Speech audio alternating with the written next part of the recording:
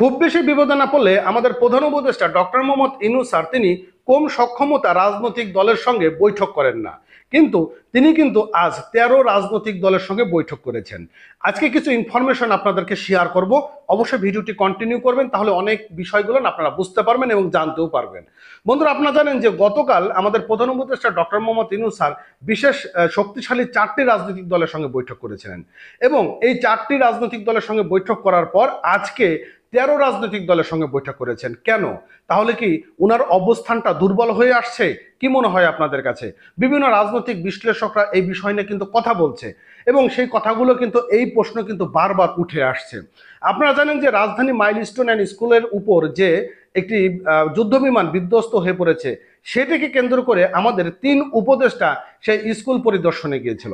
আর school পরিদর্শনে যাওয়ার পর সেখানে ভুয়া সম্মত হিসেবে সেখানে উপস্থিত হয়েছিল এবং সেই স্কুলের মধ্যে কিন্তু তারা অবরুদ্ধ ছিল টানা 9 ঘন্টা এবং টানা 9 ঘন্টা অবরুদ্ধ থাকার পর এরপর একটি বিশেষভাবে তাদেরকে সেই জায়গা থেকে বের করে নিয়ে আসছে এবং ছাত্ররা তারা যেভাবে মিছিল বের করেছিল এবং আন্দোলন তৈরি করেছিল, সরকার এবং এই প্রশাসন যদি সঠিক সময়ে এই আন্দোলনকে ভংচুর না করে দিতে পারত, তাহলে কিন্তু এই আন্দোলনের গতিবেগ অনেকটাই আপনার এক দফায় চলে যাওয়ার একটি বড় সম্ভাবনা ছিল এবং আমাদের শিক্ষা উপদেষ্টার প্রতি কিন্তু এখন বিশেষভাবে নজর চলে আসছে।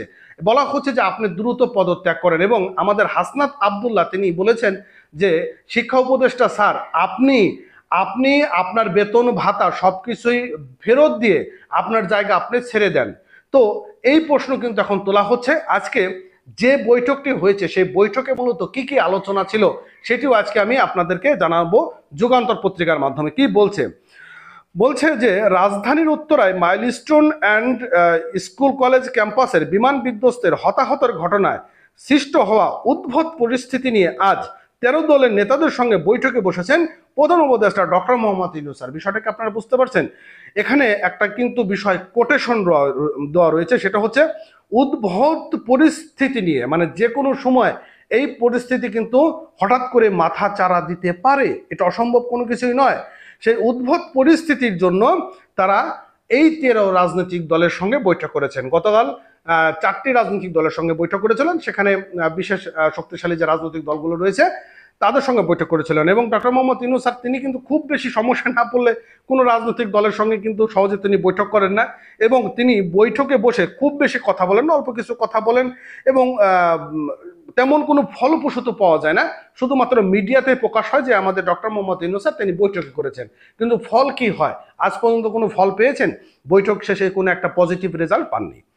যাই হোক, বুধবার প্রধান উপদেষ্টা বাসভবন যমুনায় বিকাল 3টা থেকে এই বৈঠক শুরু হয়েছে। এর আগে মঙ্গলবার রাত 4টায় দলের নেতাদের সঙ্গে বৈঠক করেন প্রধান উপদেষ্টা।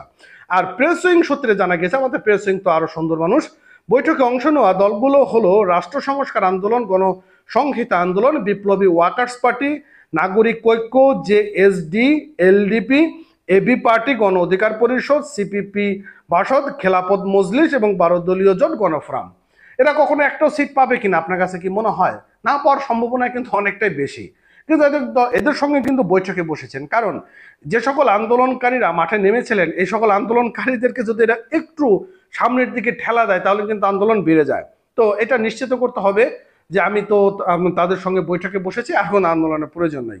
তো এর আগে 22শে জুলাই রাতে 4টি শীর্ষ নেতাদের সঙ্গে বৈঠক করেছেন প্রধান উপদেষ্টা। সেই শীর্ষ দলগুলো হচ্ছে বিএনপি, বাংলাদেশ জামাতে ইসলাম, ইসলামিক আন্দোলন বাংলাদেশ এবং জাতীয় নাগরিক পার্টি এনসিপি। তো এই যে বিশেষ যে 4টি রাজনৈতিক দল, এই 4টি রাজনৈতিক দলের সঙ্গে কিন্তু বৈঠক করেছেন সর্বপ্রথম এবং এই বৈঠক না করলে তো খুবই সমস্যা ছিল, যখন দেখেছে যে আরো একটু শক্ত ভিত্তি প্রয়োজন তার রয়েছে, কারণ পরিস্থিতি কিন্তু এখন নড়বড়ে। কারণ সারা দেশে আমরা দেখতে পাচ্ছি আইন শৃঙ্খলার অবনতি, মব ভাইলেশন এবং হঠাৎ করেই এরকম একটি ঘটনা ঘটে যাওয়া, গোপালগঞ্জের ঘটনা, গতকাল যে বিমান বিধ্বস্তর যে একটা বিষয়টা, এটা নিয়ে মিডিয়াতে যখন ফোকাস হচ্ছে, মানুষের মধ্যে যখন প্রশ্নবিদ্ধ তৈরি হচ্ছে কি কেন কারণ, এই বিষয়গুলো যখন তৈরি হচ্ছে, তখন আমাদের ডক্টর মোহাম্মদ ইউনূস স্যার তিনি কিন্তু বিষয়টা বুঝতে পেরেছে যে আমাদের এখন বিশেষ বৈঠকের প্রয়োজনীয়তা রয়েছে এবং বৈঠকে কি ফলপ্রসূতা আসবে সেটা জানি না। তবে মিডিয়াতে তো এসেছে যে তিনি 13 দল এবং বিশেষ 4 দলের সঙ্গে বৈঠকে বসেছেন। কি হতে যাচ্ছে, পারবে কি আমাদের ডক্টর মোহাম্মদ ইউনূস স্যার তিনি যে প্ল্যান প্রোগ্রাম নিয়ে এসেছিলেন, যে একটা সময় শেষে তিনি সুন্দর একটি সুস্থ নির্বাচন দিয়ে তিনি সসম্মানে চলে যেতে পারবেন, এরকম কি তিনি পারবেন? কি মনে হয় আপনাদের কাছে? কমেন্ট করে জানান। যাক, ভালো থাকেন, সুস্থ থাকেন। নতুন হলে অবশ্যই চ্যানেলটি সাবস্ক্রাইব করবেন, পেজটা ফলো করতে ভুলবেন না। ধন্যবাদ।